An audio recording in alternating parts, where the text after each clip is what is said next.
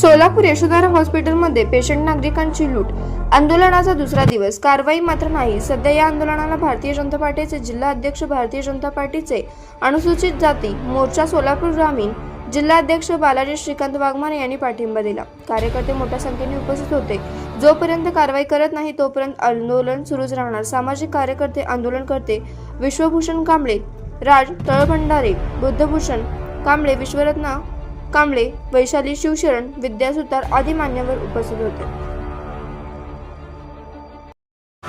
हो, आपल्याकडे सगळे जोराक्ष बिलं आहेत बिलांचे, आणि तिथले जे पेशंटचे नातेवाईकांकडे जे डॉक्युमेंट्स पण ते लोकांकडे, बऱ्याच लोकांकडे आहेत.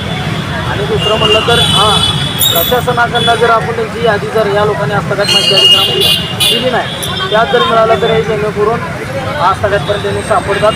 आणि आता आरोग्य अधिकाऱ्यांना पण त्यामध्ये खुलासामध्ये त्यांना सापडलेला आहे. अन्न प्रशासन अधिकाऱ्यांना पण त्यामध्ये त्यांचा तपवा दिसून आलेला आहे. तरी हस्तगतपर्यंत कारवाई केली जात नाही.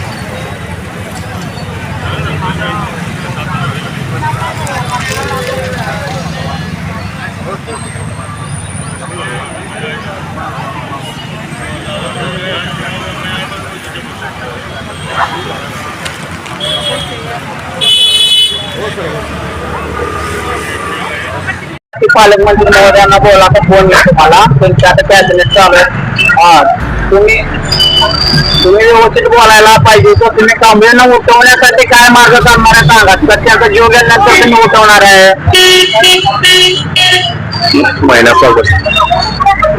तुम्ही कांबळे साहेबांना कधी उठवणार आहे आणि काय देणार आहे त्यांना उठवताना सांगा. काय रिझन देणार आहे तुम्ही.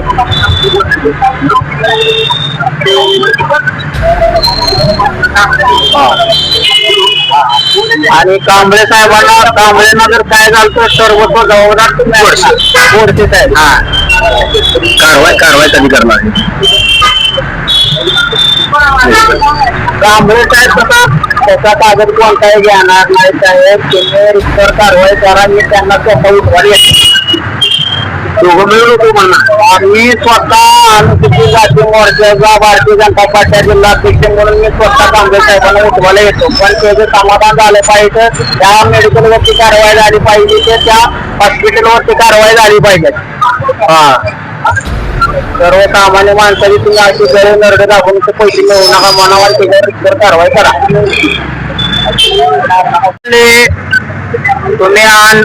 तुम्ही कांबळे साहेबांना उठवण्यासाठी काय करणार. तुम्ही काय म्हणला की त्याला पैसे देऊ का आम्ही उठवायला. मग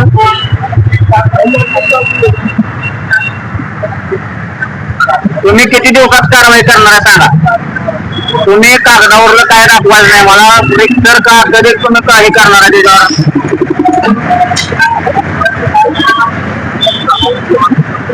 नाही झाली तर ठीक आहे, चालेल. नमस्कार, मी बालाजी वाघमारे, भारतीय जनता पार्टी अनुसूचित जाती मोर्चाचा जिल्हाध्यक्ष. आज आमचे मित्र विश्वरत्न कांबळे यांनी आज या ठिकाणी उपोषणाला बसले. यशोधरा हॉस्पिटलच्या संदर्भात त्यांना आज मी पाठिंबा देण्यासाठी या ठिकाणी उपस्थित राहिलो. सर, आता चर्चा झाली, तुम्ही या ठिकाणी पाठिंबा दिलेला आहे आणि आता कांबळे सर म्हणून आपलं चर्चा झाली आणि आतापर्यंत साहेबांना किती दिवसाला कारवाई तुम्ही. अन्न व प्रशासन अधिकारी यांना मी आज फोनद्वारे संपर्क करण्याचा प्रयत्न केला होता. त्यांनी फोनवरती उलट भाषा वापरली. मुळात त्यांनी मुद्दा सांगायचं सोडून त्यांनी काय भाषा वापरली. त्यांनी डायरेक्ट म्हणाले की मी त्यांना प्रश्न केलाय की तुम्ही किती दिवसात कारवाई करणार. त्यांनी बोलले की 7 दिवसाच्या आत मी कारवाई करेन. तर 7 दिवसाच्या आतमध्ये जर नाही कारवाई केली तर तुम्ही काय कराल. तर त्यांनी सांगितले की मी काय त्यांना फाशी देऊ का, असा शब्द वापरला त्यांनी. तर त्याने जबाबदार अधिकारी असून त्यांनी योग्य भाषा बोलायला पाहिजे. आणि जर त्यांनी जर 1-2 दिवसात जर नाही हा विषय तोडीस नेला नाही तर आम्ही त्याला 15 तारखेला आम्ही अनुसूचित जाती मोर्चा आणि भारतीय जनता पार्टी यांच्या पाठीशी राहून यांच्या पाठीमागे राहून आम्ही योग्य कारवाई करू. सर, तुम्ही आता कालपासून बसलेला सर, आपले 2 दिवस झाले. आता पण तुम्ही ते अधिकाऱ्यांना सकाळी बोलला साहेबांना बोलला. आता त्यांनी कारवाई 7 जण करतो म्हणजे जर कारवाई जर नाही झाली तर तुम्ही तुमचं पाऊल काय घेता.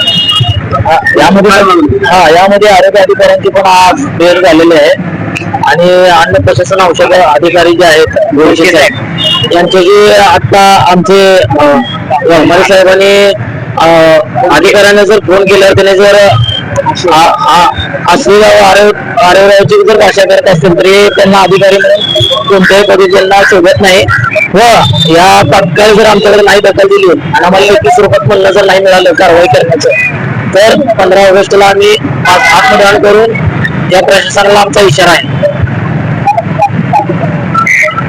आता जे तुम्ही बसलेलं आहे हॉस्पिटलच्या विरोधात बसलेलं हॉस्पिटलमध्ये कायदा होतं त्याच्यावर त्या डॉक्टरावर कारवाई करतात चेअरमन. सर्वात महत्वाचं काय सर्वांनाच कारवाई झाली पाहिजे. मुळामध्ये जे जनतेचा जे पैसा आहे ते लोक मोलमजुरी करून ते रात्रदिवस काम करून कमवलेला म्हणजे त्यांचा कष्टाचा पैसा जे नाही की 2 नंबर किंवा त्यांनी निवडून कमवलेला नाही त्यामुळे हे गरिबांचा पैसा योग्यरित्या ते बिल बनवून घेण्याऐवजी लाखो रुपयाचा लुटमार या प्रशासना म्हणजे हॉस्पिटल माध्यमातून केला जाते आणि चॅरिटेबल ट्रस्टची ही म्हणजे संस्था धर्मादाय आयुक्तांना रजिस्टर असलेली ही यशोधर हॉस्पिटल आहे परंतु त्याने नाही का संस्थेचा लाभ देण्याऐवजी हे लोकांनी जनतेकडून लाखो रुपयाचे लुटमार या लोकांनी करतात. शासनाचे जे नियम आहेत शासनाचे 5 लाख म्हणा हे लागतात ते त्या हॉस्पिटलमध्ये दिले जातात.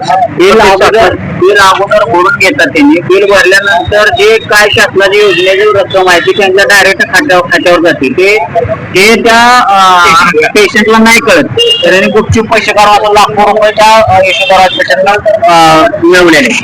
तुमचं काय म्हणणं की मला एक सांगायचं आहे की यामध्ये सर्व अधिकारी मॅनेजर जे अधिकारी सगळे मिल बघत आहे तर या सगळ्या अधिकाऱ्यांच्या अगोदर कसून चौकशी केली पाहिजे नंतर मेडिकलवरती आणि हॉस्पिटलवरती कारवाई केली पाहिजे. माझं स्पष्ट म्हणणं आहे. तुम्ही याचा पाठपुरावा जिल्हाधिकाऱ्याला का निवेदनावर दिलं होतं का? या अगोदर निवेदन दिलेलं आहे. आता आमचे वाघमारे साहेबांनी नाही का पालकमंत्र्यांनाही कळवलेलं आहे त्यांनाही निवेदन पाठवलेलं आहे. याच्यावर तात्काळ सर्व अधिकाऱ्यांनी आमचे पालकमंत्री साहेब जयकुमार गोरे भाऊ आणि आमच्या अनुसूचित जाती जमातीचे अध्यक्ष वाघमारे यांनी मनावर घेतलेला आहे. याच्यावर तात्काळ कारवाई करण्यात आली तर 15 तारखेला आमचा आंदोलनाचा जोपर्यंत कारवाई होत तोपर्यंत आंदोलन सुरू करणार. आमचं जोपर्यंत आम्हाला कारवाई करण्याचं लेखी स्वरूपात किंवा या ठिकाणी येऊन त्यांनी आम्हाला पत्र किंवा आश्वासन देत आहेत तोपर्यंत आमचं आमरण उपोषण हे चालूच आहे.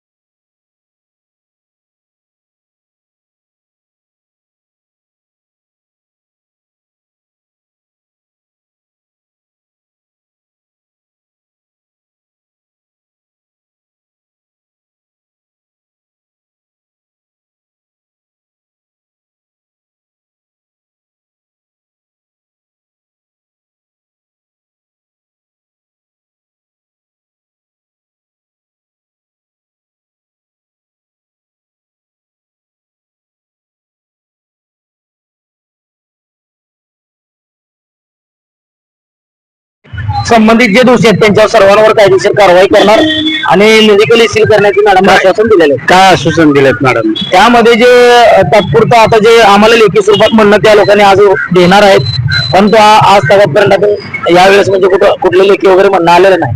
परंतु जोपर्यंत आम्हाला सर आता 2 दिवस झाले तुम्ही आंदोलन बसलेलं आहे एवढ्या सध्या महिला सुद्धा आहेत तुमच्या सोबत बसलेल्या आहेत कुठेतरी असे आरोग्य जे आरोग्य अधिकारी जर दुर्लक्ष करत असेल तर मग त्याचा काय सामान्य नागरिकांचं काय व्हायचं प्रश्न? नाही, मला मॅडमवर विश्वास आहे की ते आज आमची सुनावणी झाली ते पॉझिटिव्ह झालेले आहे आणि संबंधित जे दोषी आहेत त्यांचा रिपोर्ट मागून घेतलेले आहेत आणि मी त्या सुनावणीमध्ये एवढाही उल्लेख केलेला आहे की ज्या लोकांचे डबल बिल या लोकांनी घेतलेले आहेत शासनाकडून आणि पेशंटच्या नातेवाईकांकडून हे परत जेवढ्या लोकांचे तेवढे 2021 पासून आज तारखेपर्यंत पूर्ण देणार असं मी त्यांच्या त्या लेखी म्हणण्यामध्ये पण उल्लेख करावा असं मी त्यांना सांगण्यात आलेलं आहे. पेशंट नातेवाईकांची तुम्ही 1 लाखाची फसवणूकची असं एक तुम्ही आता बसलेला त्या विषयावर बसलेला आणि एकीकडे मेडिकल मध्ये जे लूट मार होतं याच्याविषयी किती दिवसाची गोष्ट आहे? हे 2021 पासून त्याच्या अगोदर पासून 2017 पासून हे चालूच आहे.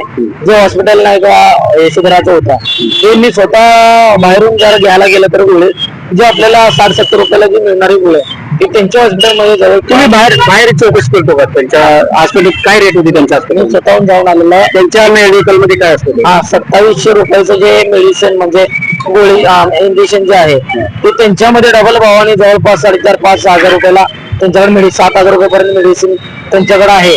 मी ह्या अगोदर त्यांनी तिथे तक्रारी पण मॅडमना सांगितली होती आणि जर ते मागचे जर सीसीटीव्ही फुटेज काढले तर त्यांना सापडून दिसून येईल. तर तुम्ही याची खात्री घेतली बाहेर तुम्ही चौकशी केली होती का त्या इंजेक्शनच्या अनुभव जेच मेडिसिन हे भले जरी ते बाहेर MRP वरती असेल पण कंपनी एकच असते आणि अमाऊंट मध्ये जवळपास जमीन आसमानचा फरक आहे ते आपल्याला मध्ये दिसून आलेलं. सर इकडे स्वतः यशोधर हॉस्पिटलचे आणि मेडिकलचे साईडचे मेडिकल आहे मग बाहेरनं गोळ्या आणायला काय परवानगी देत नाही सर शासन? ते त्याने काय करतात की त्यांच्या मेडिसिन कॅम्प्युटरवरनं डायरेक्ट ते मेल किंवा मेसेज टाकत असतील ऑनलाईन त्या माध्यमातून फक्त जायचं तिथं आपण पैसे द्यायचं आणि ते मेडिसिन घेऊन परत ICU मध्ये द्यायचं. मग ते आपल्याच पेशंटला दिलं जाते का हे पण गॅरंटी त्या ठिकाणी नाही आणि पूर्ण ICU मध्ये त्यांच्याकडे कॅमेरेही नाहीत हे गोष्ट त्या ठिकाणी दिसून येते. सर कुठं तर बंद झालं पाहिजे त्या संदर्भात तर आम्ही आवाज उठवलेला. मुळामध्ये जे चालू झालेली जे आहे कायमची मक्तेदारी हे कुठेतरी थांबली पाहिजे ना जेणेकरून वाढत चाललेला जे भ्रष्टाचार आहे गोरगरीब लोकांनी कुठून आणला पाहिजे पैसा. ऊसतोडी कामगार आहेत, लेबर कामगार आहेत, सेंटरिंग काम करणारे लोक गरीब लोकांनी 70-80,000 20,000 30,000 या लोकांनी कुठलं आणलं पाहिजे. आज रोजी चहा पण द्यायचं जर म्हणलं 10 रुपये जरी गरीब लोकांच्या खिशामध्ये नसतात. जेव्हा काम करावं तेव्हा खायची परिस्थिती या लोकांच्या. या लोकांनी 50,000 1 लाख रुपये बिल कुठलं भरायचं काही प्रश्न या ठिकाणी निर्माण होते. म्हणून ज्या लोकांच्या हस्तगतपर्यंत घेण्यात आलेल्या या लोकांनी दिलं आहे ते तात्काळ त्यांनी पूर्ण द्यावं. आम्ही 2 दिवसामध्ये पत्रकार आमचं उपोषण या लोकांनी आम्हाला लेखी दिलं किंवा आमचं स्थगित झालं तर आम्ही पत्रकार परिषद घेऊन या संदर्भात जेवढे सोलापूर मधल्या सर्व नागरिकांचे आम्ही बिलं मागून घेऊन त्यांचे पैसे आम्ही परत करायला लावू असं आमच्या संघटनेचं ध्येय आणि धोरण आहे आणि आमचं सामाजिक काम हे फक्त निस्वार्थी आणि आमचं निस्वार्थीच राहील बसलेला आहे. जोपर्यंत तुमची मागणी पूर्ण होत नाही तोपर्यंत तुम्ही इथून उठणार नाही तर तुमची पुढची भूमिका काय?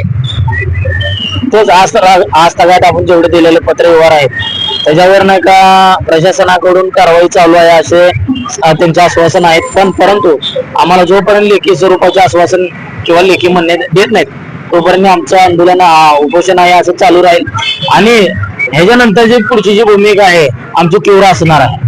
सध्या तुम्ही आता अधिकाऱ्याला भेटलो तर त्यांनी म्हणले की 7 दिवसाच्या आत कारवाई करतो असं तुम्हाला अधिकारी कोण बोलले? यामध्ये अन्न औषध प्रशासन अधिकारी 7 दिवसामध्ये आम्ही नोटिसा पाठवून कारवाई करण्याचे आश्वासन आपल्याला तोंडी दिलं पण लेखी अजूनपर्यंत नाही आणि आरोग्य अधिकारी मॅडमकडे पण जी सुनावणी झालेली आहे तेही आपल्याला लेखी स्वरूपात मिळालेलं नाही. अजून जोपर्यंत आमची लेखी स्वरूपात म्हणणं मिळत नाही तोपर्यंत आमचं उपोषण चालूच राहील.